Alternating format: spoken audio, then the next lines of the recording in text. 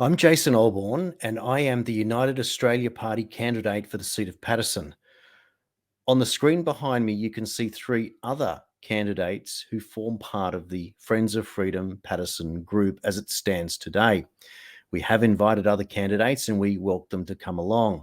So you'll see that Sonia is from the Liberal Democrats and Angela is from the IMOP party, and Andrew is joining us as a Senate candidate for legalised cannabis. All of us live in the local area and are delighted to be able to come along and explain what we are all about in terms of the Friends of Freedom movement. Why are we doing this, and how can we break with the tradition which says that a vote for a minor party is a wasted vote? Well, clearly that's no longer the case. So, what's happening now in the first of its kind in Australian political history is that the minor parties, for whom many of our policies resonate with each other, are joining forces and helping, because all of us are very concerned about the community and the electorate that we live in, along with the position in the world. The way that we see what's going on here is that our freedoms have been traded off in the name of safety. So, some of the questions that we'd like to ask is, who is the arbiter of the price? Now, the problem that we have in the world today is that the government has become technically a reseller of what it believes that we want or we need. And they are two very different things. If it is what we want, we tell the government what we want and they do it accordingly. But if the government believes it's what we need, well, they do it for us. And one of those things has been safety in the guise of this particular virus. So, what does the government do as a reseller? What it does is that it goes out to corporations, in this case, Big Pharma, and it purchases a vaccine. It then sells that vaccine to us through taxpayer money, or in fact, borrowing the money to do it. And in order to do that, it would then give itself more power or more profit, because this is what it would leverage off to be able to go again.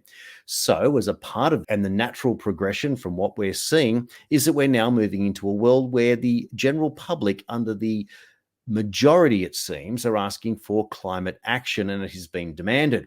Interestingly, the government has always supported this green agenda and is now allowing for us to want it.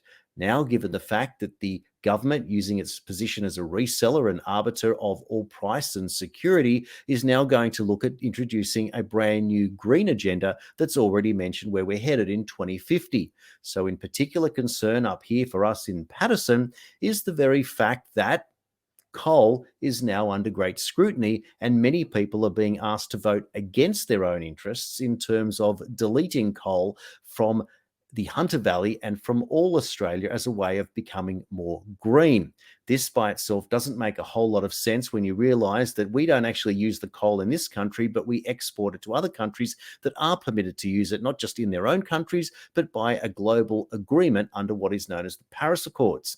So, whilst this may be very complicated for different people trying to understand what it's all about, the idea is that you can either watch these particular streams live or you can come and ask questions. But what really you probably want to do, if you want to get the most information from people who are educated in this space and want to serve their community, is to come and visit us at one of these particular events. We've got many coming up in the area, and we've already had two that have just taken place. The next one is taking place at Talara Bowling Club this Thursday at 7 p.m, followed by, we're going to Madawi, the Bull and Bush, the week after.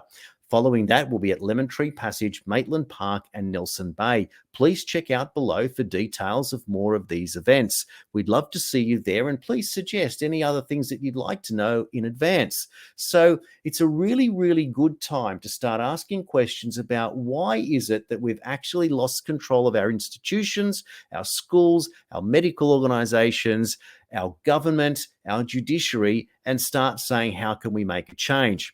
The interesting part about what's going on now is that we see a very clear divide. Clearly, the freedom parties represent one type of portion of society, and our opponents form another.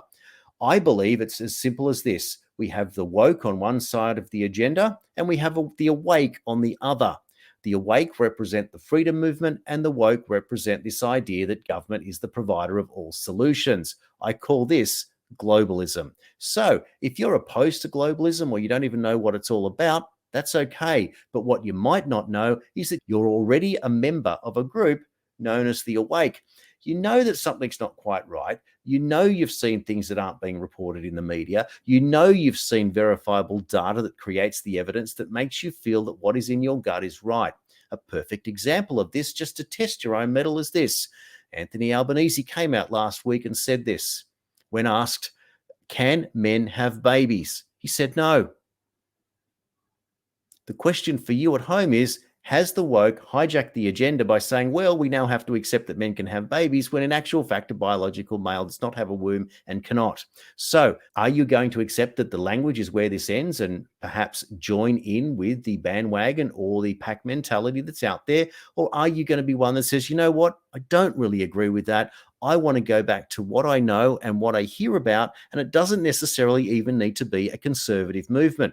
For those that are watching behind me, the Cannabis Party can certainly not be a conservative or right-wing movement. It's a progressive movement. IMOP is offering you medical options, and that's choice. The United Australia Party is offering freedom and an economic solution, and the Liberal Democrats are offering libertarianism, economic solutions, and a fresh way to rebuild the country. There's a lot to look at in all of this, and we'd all be delighted to see you and for you to say, you know what, I really do want to hear what's going on, and why isn't the media covering it? That's the big question that we've got, and we're knocking on those doors every single day to get the media to come out and cover what we are talking about, because this country is under duress. And regardless of what the institutions are leading us in certain pathways, the thing that affects us most is coal in the Hunter Valley, homes in the Hunter Valley, jobs in the Hunter Valley, and of course, our children. We cannot let the debt burden affect them for generations to come. And we certainly have to protect our children with child protection moves that in this area are completely unacceptable. So hopefully, I'll see you on Thursday night, if not this week, the next, and the same for my colleagues that you can see behind me. God willing, with the weather fine, we'll all be able to get there. Can't wait to see you. Thanks for watching. I'm Jason Olborn, as part of the Friends of Freedom movement.